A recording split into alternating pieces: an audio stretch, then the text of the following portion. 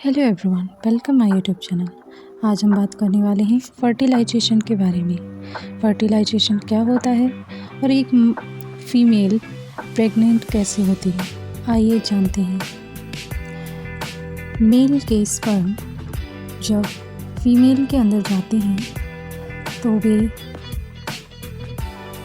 बहुत तेज़ की रफ्तार से आगे की ओर बढ़ते हैं और फीमेल के एग में एंटर करते हैं। फीमेल का एग में फर्टिलाइजेशन होता है। इसके बाद में सेल डिवाइड करती है और सेल यूटेरस में आ जाती है और यहाँ पर बेबी फॉर्मेशन होता है। आइए जानते हैं बेबी फॉर्मेशन कैसे होता है। जब मेल का स्पर्म फीमेल के अंदर आता है और वो एग के अंदर एंट्री कर जाता है, इसके बाद जाइगोट का फॉर्मेशन होता है। सेल डिवीज़न होता है। एक सेल से 2 सेल, 2 से 4 सेल, 4 से 8 सेल, 8 से 16 सेल बनते हैं और ये मोरूला का फॉर्मेशन करता है। मोरूला 96 घंटे बाद यानी 4 दिन बाद बनता है। इसके बाद होता है आगे का स्टेप जिसे हम ब्लास्टोसिस्ट कहते हैं। तो मोरूला में 16 सेल डिवीज़न होते हैं। तो जब उन 16 सेल पर म्यूकस लेयर तैयार होने लगती है तो ये दोनों डिवाइड हो जाते हैं, जो ना पहले से ब्लास्टोसिस्ट। ये प्रोसेस फर्टिलाइजेशन के 5वें दिन बाद होती है। ब्लास्टोसिस्ट एंडोमेट्रियम के कांटेक्ट में आते ही कुछ इसके ऊपर लेयर बनने स्टार्ट हो जाते हैं। इसे ट्रोफोब्लास्ट कहते हैं।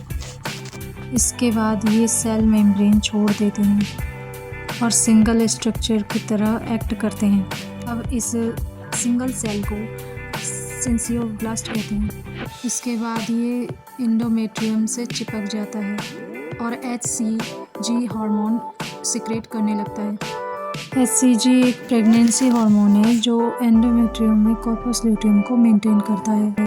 कॉर्पस ल्यूटियम से प्रोजेस्टेरोन सिक्रेट होता है जिससे मेंस्ट्रुअल साइकिल बंद हो जाती है, यानी कि पीरियड आना बंद हो जाते हैं। प्रेगनेंसी चेक करने पर HCG के प्रेजेंस होने पर पॉजिटिव होता है। मीन इससे पता चलता है कि प्रेगनेंसी है। सिंसियोब्लास्ट में बहुत सारे नेटवर्क बन जाता है जिससे मदर का ब्लड फीटस तक न्यूट्रिशन पहुंचाता है, जिसमें ऑक्सीजन शामिल होती है और न्यूट्रिशन होता है जो बच्चे के लिए आवश्यक होते हैं। इससे ट्रांसफ़र होता है बेबी तक। बच्चे के अवशिष्ट पदार्थ मदर के ब्लड में एंटर करते हैं और इस तरह से बाहर निकलते हैं, लेकिन माँ और बच्चे का खून मिलता नहीं है। इस कारण प्लेसेंटा यूटेराइन वॉल से जुड़ा रहता है और माँ और बच्चे के बीच कनेक्शन टूटने का डर नहीं रहता। प्लेसेंटा का काम है बच्चे तक न्यूट्रिशन और ऑक्सीजन पहुंचाना।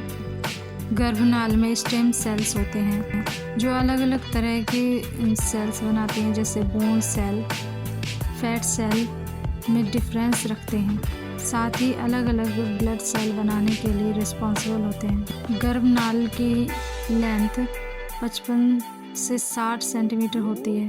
प्रेगनेंसी के 12वें सप्ताह तक प्लेसेंटा पूरी तरह बन जाता है और अपने काम करने योग्य हो जाता है। बच्चे के डेवलपमेंट के लिए टेम्परेचर मेंटेन भी प्लेसेंटा ही करता है।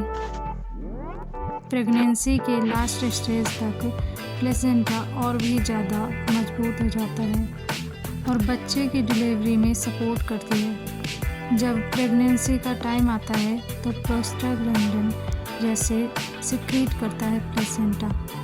प्रोस्टाग्लैंडिन डिलीवरी करने में सपोर्ट करता है। डिलीवरी के टाइम पर प्लेसेंटा में सफिशिएंट ऑक्सीजन और न्यूट्रिशन प्रेजेंट रहते हैं, जिससे बेबी डिलीवरी के टाइम पर बेबी को ऑक्सीजन मिलती रहे।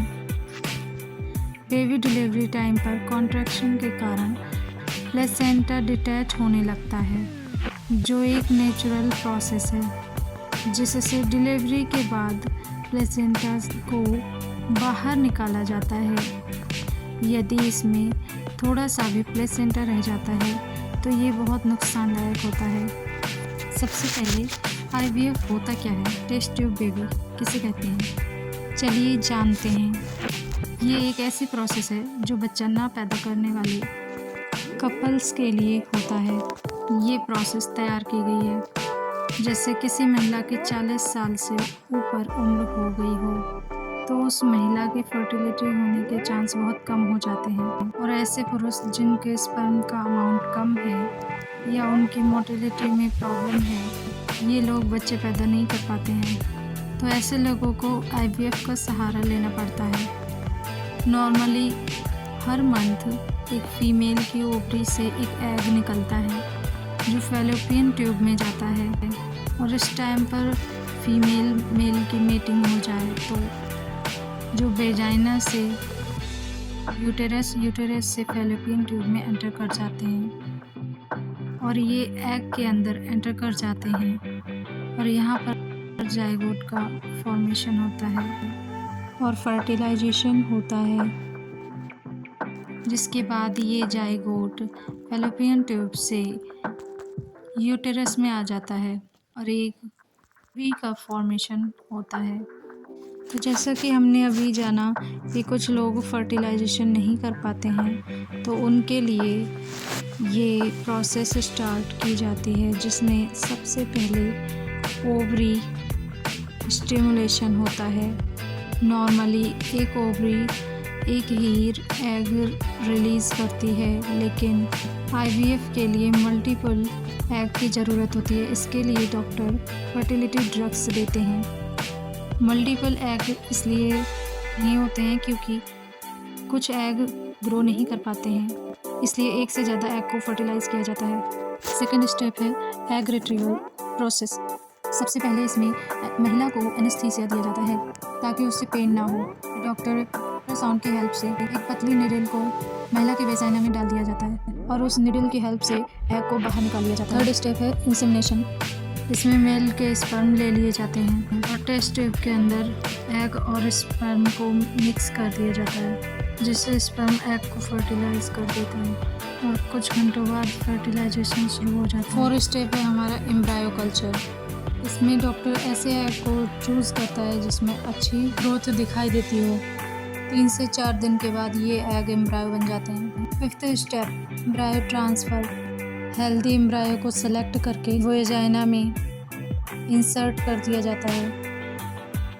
IVF के ज़रिए एम्ब्रायो इम्प्लांटेशन पे चांस कम होते हैं, इसलिए 2 से 3 एम्ब्रायो डाल दिए जाते हैं, जिससे प्रेगनेंसी के चांसेस बढ़ जाते हैं। 6 step pregnancy test. Embryo transfer के 2 हफ्ते बाद प्रेगनेंसी टेस्ट किया जाता है, जिससे पता चलता है एम्ब्रायो ट्रांसप्लांट हुआ है या नहीं। ये प्रोसेस सेफ होता है और एक लेज़र मशीन से चेक किया जाता है एम्ब्रायो सेव है या नहीं। अगर आपको ये वीडियो पसंद आई हो तो प्लीज़ सब्सक्राइब माय चैनल।